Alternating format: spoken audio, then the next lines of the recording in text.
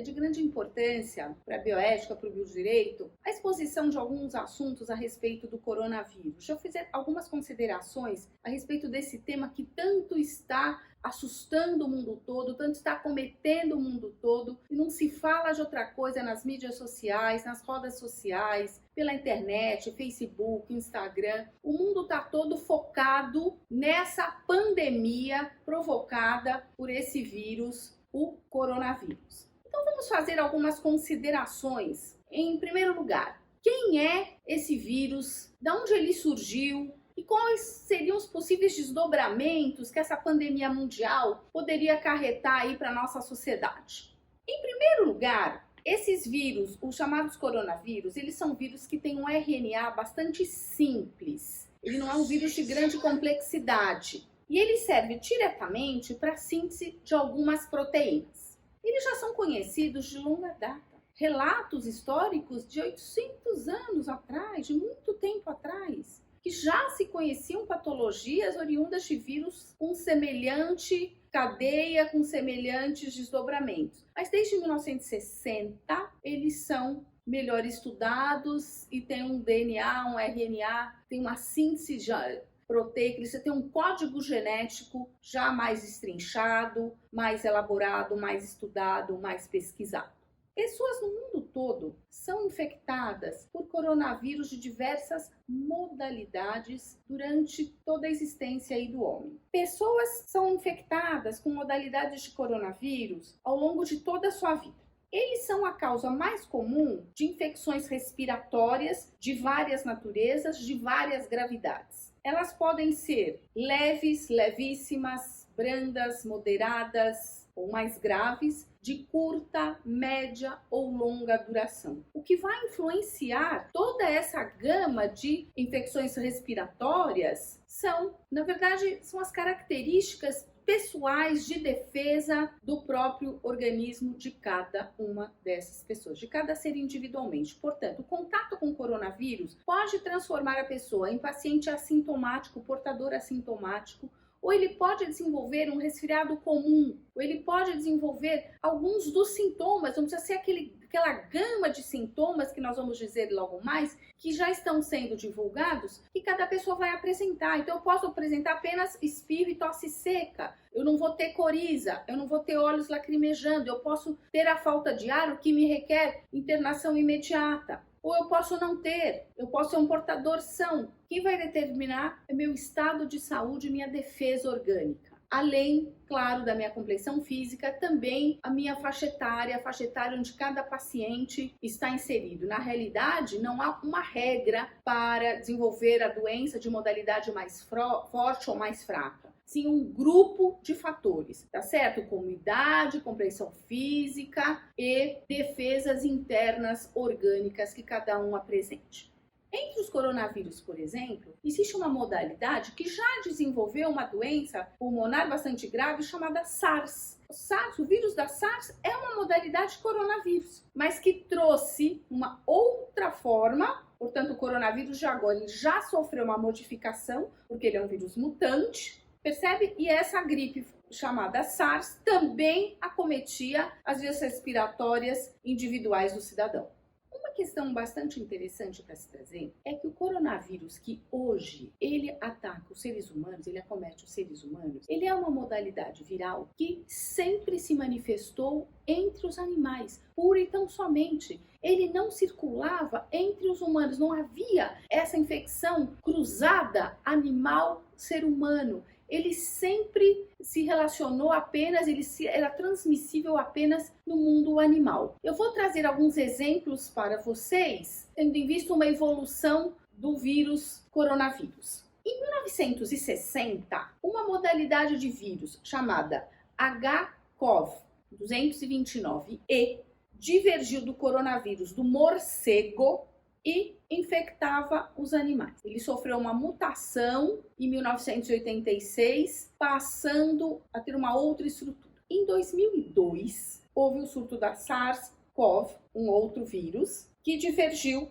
do coronavírus Evolução do coronavírus. O coronavírus humano, esse que hoje ataca os seres humanos, ele era uma modalidade viral que atacava apenas os animais, ele circulava apenas no ambiente animal. Para ter um exemplo para os senhores, em 1960, uma modalidade de coronavírus chamada HCoV 229E divergia de um animal chamado alpaca, que é uma espécie de lhama. Ele era oriundo, então, deste animal. Já em 2002, o SARS-CoV, outro tipo de coronavírus, ele divergiu do morcego. Em 2004, uma outra modalidade de coronavírus, o HCoV-OC43, divergiu do coronavírus bovino, que circulou em 1890.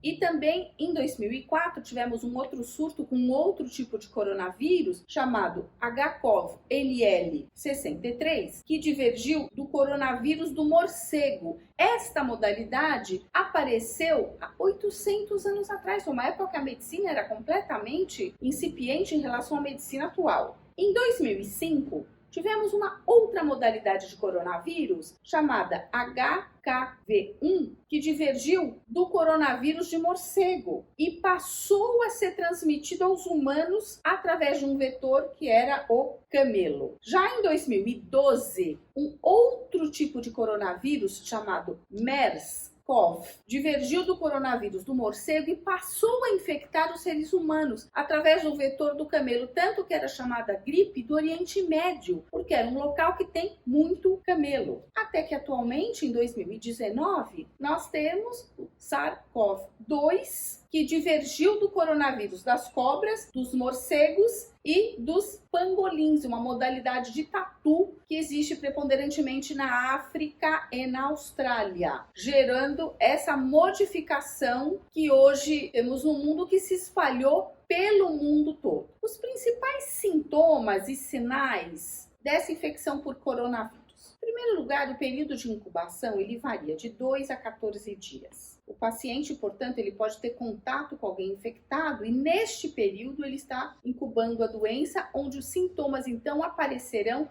a partir deste período. Como principal sintomatologia, nós temos a tosse, a febre e a falta de ar. Também pode aparentar dores musculares, dores de cabeça e desconforto no peito, e assim evoluir para uma forma de pneumonia bastante grave. Quanto às formas de transmissão, como já se sabe, preponderantemente ela se dá através da tosse, através do espirro, através do toque de uma pessoa próxima. E também através do contato de superfícies que podem ser metais ou tecidos que estejam contaminados pelo vírus. Todos esses sintomas precisa também ter contato com os olhos, a boca e o nariz. O nariz, por exemplo, é a porta de entrada para as afecções de natureza respiratória. Por isso, os cuidados que tanto se fala em proteger-se, usar a máscara, usar a luva, usar o álcool gel, evitar tocar qualquer tipo de superfície e evitar tocar-se. No Japão, por exemplo, ele está isolado apenas numa determinada região. 2 elementos da cultura japonesa facilitaram para que o coronavírus não disseminasse. A primeira delas é a ausência de toque. O tipo de cumprimento dos japoneses não é através do beijo e do abraço, como é comum aqui no Ocidente. Eles se cumprimentam assim, sem o toque físico de uma pessoa para outra. Não se desconsidera a alimentação e também eles não entram dentro de casa com o sapato que pisou na rua. Agora, atente ao detalhe que se nós formos pensar que cada superfície metálica pode conservar o vírus até 12 horas, a gente não toca numa chave, numa maçaneta, numa bandeja que tenha um metal de prata ou de inox, por exemplo. Não tocamos num carro. Se a gente analisar que um tecido pode manter o vírus vivo por até 6 horas, a gente não senta num sofá, numa poltrona, a gente não vai em lugar nenhum. O mundo literalmente se acabou, como dizia Nostradamus, uma hora ele ia acabar, não foi no bug do milênio, não foi no ano 2000, foi 20 anos depois, com uma pandemia que se dizem criada pelo homem. A situação atual do coronavírus tomou vulto de pandemia, de acordo com a deliberação da Organização Mundial da Saúde, a OMS, em portaria exarada em fevereiro passado, fevereiro de 2002. Esse vírus, que não se pode afirmar que ele é de origem chinesa, mas ele se manifestou, essa doença se manifestou primariamente na China, na cidade de Wuhan, uma enorme metrópole de 11 milhões de habitantes, e se espalhou pelo mundo todo. Se espalhou preferencialmente porque, desde o momento onde a equipe de pesquisadores médicos entendeu que um novo vírus potente do gênero da SARS iria se manifestar grandemente no mundo, até o momento em que se tomaram as primeiras medidas de caráter sanitário, se passou um mês, numa cidade de 11 milhões de habitantes, num país que faz parte dos BRICS, que domina o mercado internacional globalizado de comércio e que tem um sem número de viajantes, turistas, comerciantes, adidos comerciais, diplomatas, pesquisadores, empresários, pessoas interessadas em vender seus produtos, em comprar tecnologia, viajando ali para a China. Portanto, esse vírus inoculou-se na pele de todos esses forasteiros e se disseminou pelo mundo quando eles voltavam para suas casas. Porém, do momento em que o vírus se manifestou ainda em dezembro de 2019, para o momento em que a cidade de Wuhan foi isolada, passou-se um mês. Tendo em vista a burocracia dos serviços públicos de saúde do país, esses dados estão nas mídias sociais, nos jornais, e são de fácil acesso por todos nós. Para que não se fique dúvida, embora, retomando um pouco, o coronavírus é uma modalidade viral bastante antiga, que não nasceu agora. Não se pode afirmar com certeza que esse vírus nasceu na China. Ele pode ter se manifestado em primeiro lugar ali, não sei se foi criado ali, se ele se desenvolveu primeiro ali, mas ele encontrou nos hábitos alimentares e de higiene chineses campo fértil para se proliferar, porque eu havia dito no começo que essa modalidade de vírus se propagava de animal para animal. Faz parte da alimentação chinesa, faz parte da cultura chinesa, por hábitos culturais arraigados, a ingestão de carne de animais exóticos, tendo em vista a melhoria da pele, dos tecidos, do sangue. Então faz parte da culinária chinesa a alimentação que contém ratos, morcegos, cobras, serpentes e víboras, insetos de todas as naturezas.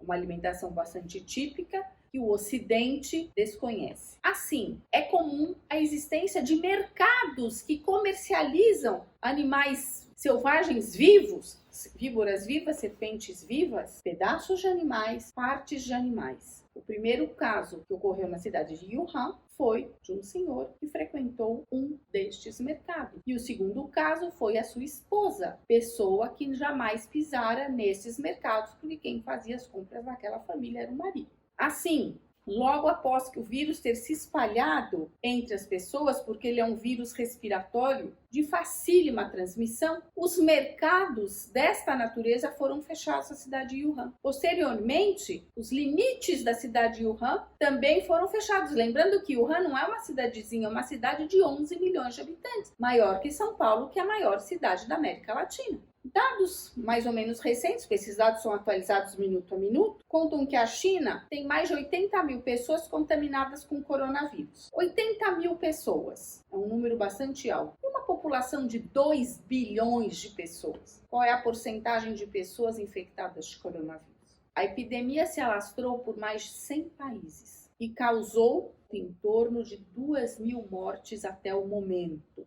A pergunta que muitas pessoas fazem, pesquisadores, é que se estaríamos diante de um experimento de bioquímica viral. Será que esse vírus foi plantado, ele foi criado, ele foi inoculado, ele foi transformado com a mão do homem? Ou ele, de fato, tem uma mutação genética, tendo ele, considerando que os vírus, por sua estrutura celular, eles são de estrutura extremamente simples e são vetores fagocitários de várias outras bactérias e outros tipos de vírus. Eles têm um RNA bastante mutante, bastante cambiante, que podem adquirir novas formas. Em 26 de fevereiro, o primeiro caso apareceu no Brasil. Mas notícias de caráter internacional já apontavam desde janeiro a presença do vírus, mas estava longe, estava na China, não nos atacava. Ninguém imaginou que um vírus poderia adquirir tamanha virulência, tamanho lastro infeccioso e causar tanto pânico, tanta destruição, confinando pessoas nas suas casas, fechando escolas, supermercados, centros comerciais, isolando populações inteiras, como a população italiana, adquirindo uma dimensão global de saúde pública e não mais de saúde individual, porque vão faltar leitos hospitalares para recepcionar todos os portadores de coronavírus que necessitarem de quê? De intubação e ventilação mecânica, porque o vírus, em sua modalidade mais grave, causa broncopneumonia. Uma questão que deve se deixar bem claro é que se fala muito os idosos, mas ele não acomete só os idosos, ele acomete preponderantemente idosos e pode acometer qualquer pessoa debilitada, pessoas que fazem tratamentos de câncer, pessoas que têm diabetes muito alto, obesidade, os exames estejam desequilibrados ou que sejam asmáticos, já tenham bronquites, tenham problemas respiratórios precedentes. E isso pode acometer pessoas de qualquer idade.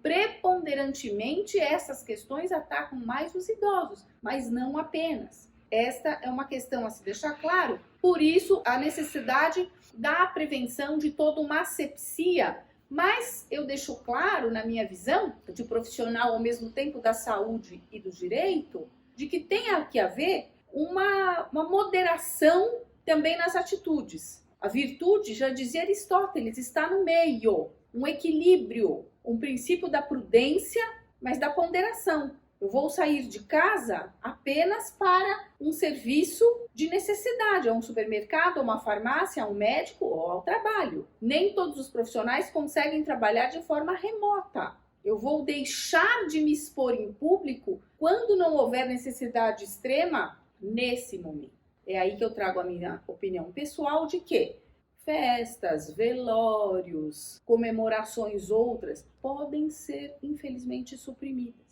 Porque quando nós enterramos um ente querido, nós queremos a presença dos parentes, dos amigos. Traz muito reconforto, mas nós estamos numa época muito difícil.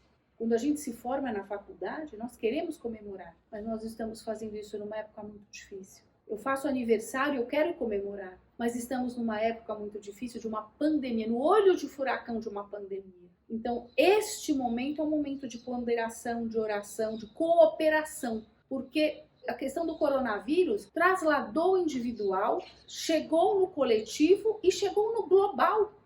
Uma coisa que aconteceu na China está com repercussão no mundo todo. No Brasil, na Argentina, no Chile, no México, no Canadá, nos Estados Unidos, nas Antilhas, a Europa toda. O mais curioso é que eu não estou vendo muita notícia sobre a África. Isso é curioso. Será que ela é um continente que não tem importância geopolítica? Porque eu duvido que ali não tenha coronavírus preponderantemente, sendo que ali é berço de milhares e milhares de infecções e patologias, algumas até desconhecidas aqui. Voltando mais um pouco à etiologia do coronavírus, um dos grandes vetores de transmissão do coronavírus é o morcego. E por que morcego? Porque ele é um ser capaz de difundir diferentes cepas de coronavírus. E ele já foi responsável, morcego, já foi vetor responsável pela transmissão de diversas outras patologias, como a SARS, que também gerava uma infecção respiratória pulmonar por uma outra modalidade de coronavírus, e não o Covid-19, uma outra. E na época ela infectou 8.000 pacientes e levou 800 a óbito. Os dados, os números numéricos, são bastante diferentes. O próprio morcego também foi vetor, junto ao camelo, da MERS, a síndrome respiratória do Oriente Médio, como eu já falei antes, que afetou ao menos 2.500 pessoas no Oriente Médio. E tendo um potencial de letalidade elevado, 800 pessoas morreram ali. O morcego também é vetor e reservatório para a disseminação de outros vírus, como a raiva, por exemplo, e que geraram surtos também de origem mundial, como na África, na Malásia, em Bangladesh, na Austrália e outros lugares.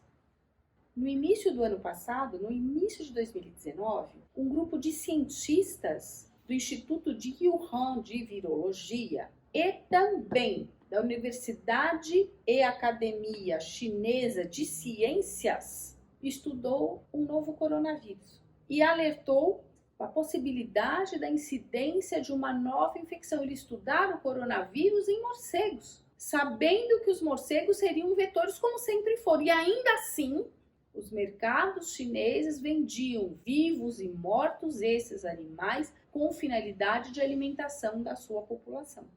Não vamos então somente criminalizar os pobres morceguinhos. Eles também são vetores importantes para a polinização de frutas e flores, mas eles são também vetores de muitas doenças, de muitas patologias. Portanto, são absolutamente desaconselháveis para a alimentação humana, pelo risco de infecção que eles trazem.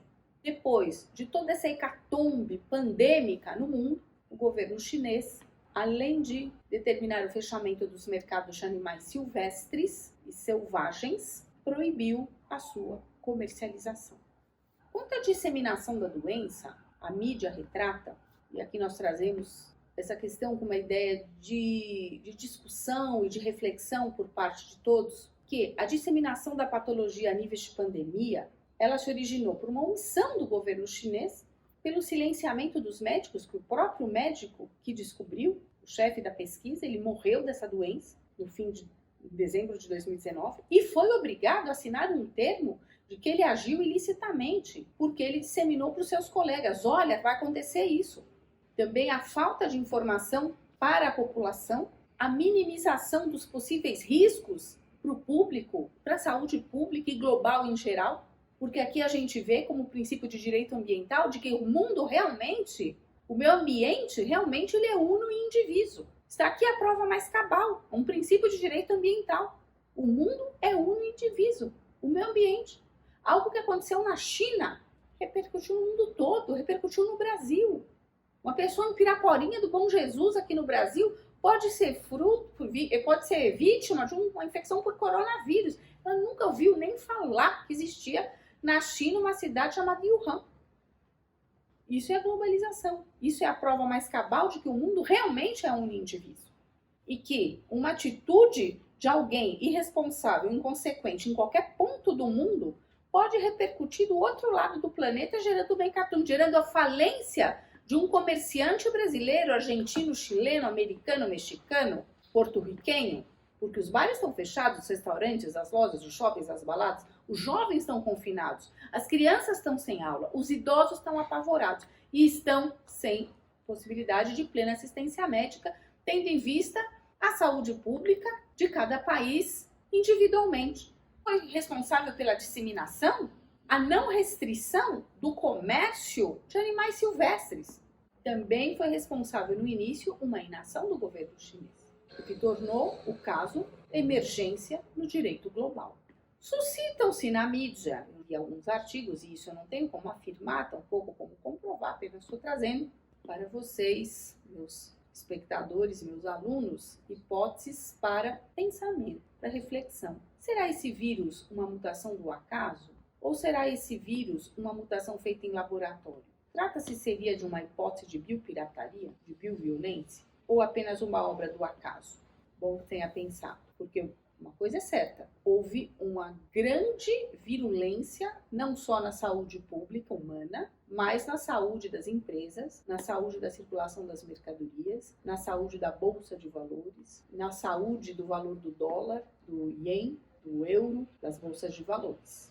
Como característica basilar desse coronavírus, a gente tem a enorme velocidade de virulência. Portanto, uma pessoa infectada, sabendo ou não que está infectada, manifestando ou não qualquer sintomatologia, ela pode contaminar 3,7 pessoas ao seu redor se ela tossir, espirrar ou até se apertar a mão ou der um beijo romântico ou social. Diferente do SARS, que infectava, ou do H1N1, 1,1 pessoa. 3 vezes mais é o índice de virulência do coronavírus atual. Portanto, leva a uma necessidade de isolamento, quer dizer, eu só posso frear essa contaminação se eu não ver a pessoa. Não tem outro jeito, porque a menos que eu ande, onde eu vou arrumar a roupa do astronauta, para o ser humano normal? Como ele está no ar, vindo do mundo inteiro, quem é que garante que aquele alto executivo que viajou para a China e trouxe o coronavírus em seu corpo não tem um sítiozinho no interior para ele relaxar e ali ele contamina o seu caseiro? Como é que eu sei que o motorista de alguém, o funcionário de alguém de uma empresa que viajou para a Itália, para a Bélgica, para a Holanda, para os Estados Unidos, para o México, para as Antilhas, para o Rio de Janeiro no Carnaval, para São Paulo, não pode contaminar o seu vizinho numa recôndita cidadezinha? Pessoa essa que não saiu de casa e nunca ouviu falar sequer que outros centros urbanos existiam. Portanto, o coronavírus, ele é uma síndrome gripal, ele é uma espécie de virose, não é? Ele é uma virose pulmonar. Ele representa uma síndrome gripal de alto contágio. Ele não tem um índice de letalidade muito alto. Ele não faz muitos óbitos, mas ele contamina muita gente. Ele mata de 3 a 6% das pessoas. Esse número aumenta consideravelmente entre os idosos, chegando a 15%. Lembrando, mais uma vez, que não só os idosos são acometidos, e sim todos aqueles que estão debilitados. Um jovem que tenha qualquer tipo de hipossuficiência, que se trate de um câncer, ele está numa população de risco. E o perigo da transmissão é que ela é assintomática. Os médicos chineses compartilharam seus conhecimentos dizendo o seguinte, que para análise clínica do paciente é feita a ausculta do pulmão e essa ausculta dá normal. É feito um raio-x de pulmão e esse raio-x também dá normal. Então o médico clínico diz, não, você não tem nada. Mas ele pode sim ter o coronavírus. Quem ele tem que proceder quando tem falta de ar é a exames mais profundos, como tomografia, e a recomendação médica é de entubamento imediato para aumentar a ventilação, porque o pulmão já está, nesse momento, todo destruído pelo coronavírus. O coronavírus atingiu uma questão de saúde pública bastante grave, porque há no mundo todo falta de leitos para atender todas aquelas pessoas que necessitam de atendimento e de amparo. Dando um exemplo da Itália, que é um país maravilhoso, que está em quarentena, que está isolado, que as pessoas não estão saindo de casa. Ele tem um sistema de saúde bastante eficaz. Ele conta com 5.000 leitos de UTI apenas para o país todo. E o nível de internação, o tempo de internação dessas pessoas é de 3 semanas em média. Então a Itália já está se desdobrando para multiplicar leitos para poder atender a todos os pacientes que necessitarem dessa internação. A quarentena serve, então, para retardar a disseminação da doença. O vírus ele não é tão patogênico, ele não tem uma virulência tão forte, um grau de letalidade tão forte, mas ele tem uma velocidade de disseminação alarmante. Uma pessoa infectada pode contaminar 3,7 pessoas à volta dela. Observemos isso.